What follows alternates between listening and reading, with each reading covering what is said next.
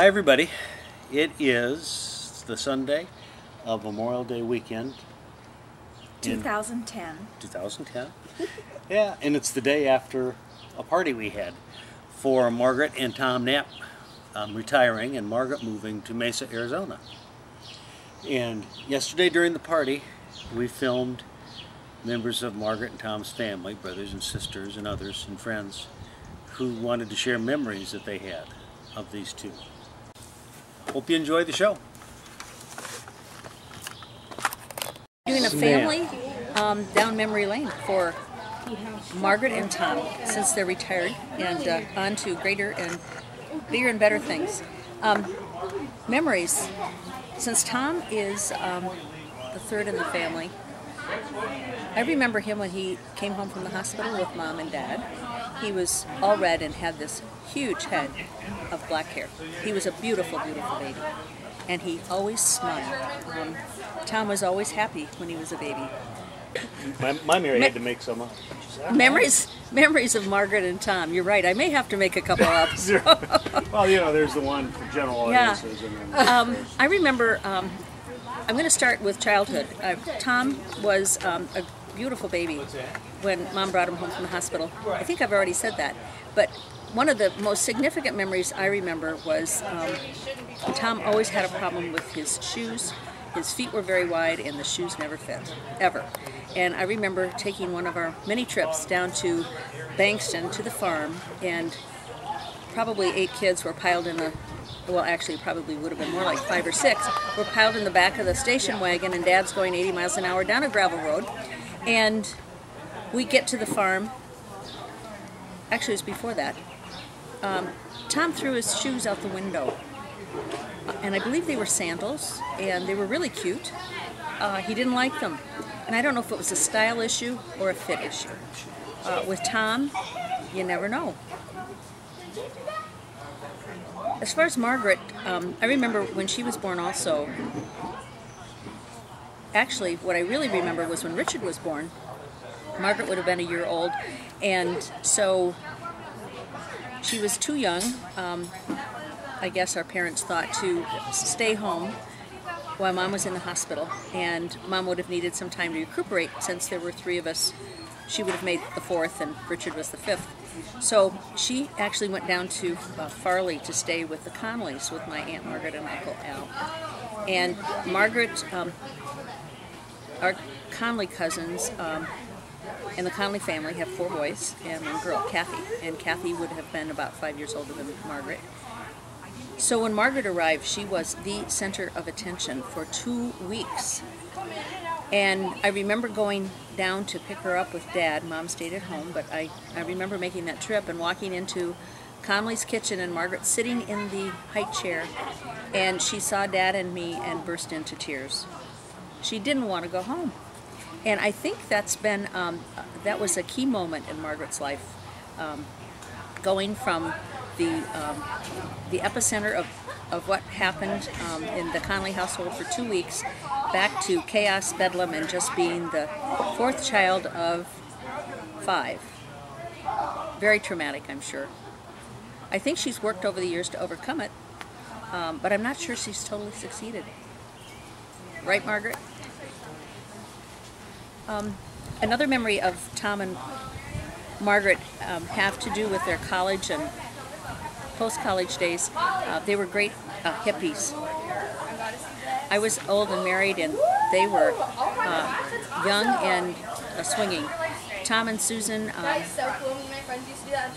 were always open with friends and family to come to their home, and they had at one time a house that outside in the by Portland, Iowa, and I remember we had a family picnic there, and there were other people there. I remember walking into the house and sitting down, playing the piano, a bunch of people around, and in my ignorance and innocence, I said, "What is that smell? It smells horrible." And somebody poked me and said, "Tony, that's pot." I was horrified. So Tom and Susan opened their home to everybody, and were always open to other people's need for recreation. I think that's it for now. I wish both of you the very best in your retirement. I'm envious. Hopefully next year I'll be in your place as well. Good luck in Mesa, and best of luck in your future in Fort Dodge, Des Moines, and wherever else you plan to go. Bye-bye. Okay. Hi Margaret, it's Danielle. So let's see about memories I have of you. There's one of you farting in the card aisle in Target. There's one of me farting on you at your garage sale. And oh gosh, there's tons of good memories. Playing cards. I'm gonna miss you a lot, but I'll come visit you. So it's not goodbye, it's see you later. So good luck with the trip and the drive, and I love you. Hi Margaret. I didn't realize that you and Danielle were into farting so much. So I guess I can join in now instead of sitting there squeezing it all. Anyway, memories, well, I think maybe the best memories may be yet to come. We'll both be in Arizona and enjoying our time together. Past memories, just way too many to say, except I do remember the first time that I met you. Thought, gee, what a nice gal. Anyway, next Saturday, a week from today, we'll be loading and ready to go. So now we'll really have some memories. We'll see if they're good. I'm sure they will be. The most vivid memory that comes to mind, Margaret, is when you ran down the steps and Dad was playing cribbage, and you evidently interrupted the cribbage game. And Dad got up and chased you up the steps and broke his cribbage board across your butt. And you were the best runner in the whole family, Margaret. But Dad was so pissed that he broke his cribbage board. So that's my most vivid memory. That was a good one. I told about the cribbage board memory. The broken cribbage board. And to this day, I don't know if Dad was able to get that one fixed or not. I don't think he has been. So that's it. Good luck in Arizona. I'm sure you'll have a great time. Oh, and everything will work out good. Hello, my name is Tim, and Margaret is approximately 6 years younger than I am. And I remember when we had an outbreak of chickenpox in the house, and our house was quarantined in Cedar Falls. And of course, each of the children came down with their case of chickenpox. And Margaret came down, and she was recovering, and at the same time, she had a nervous habit of sucking her thumb.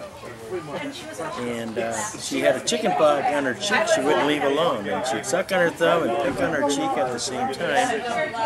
And I remember Dad telling her, "Muggs, knock it off. You're going to have a scar." Anyway, so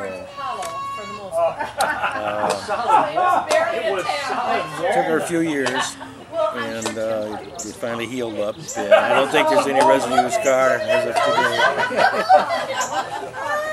What? Yeah, this is weird. This is weird. Yeah, you better turn it off quick. Jeez. Yeah,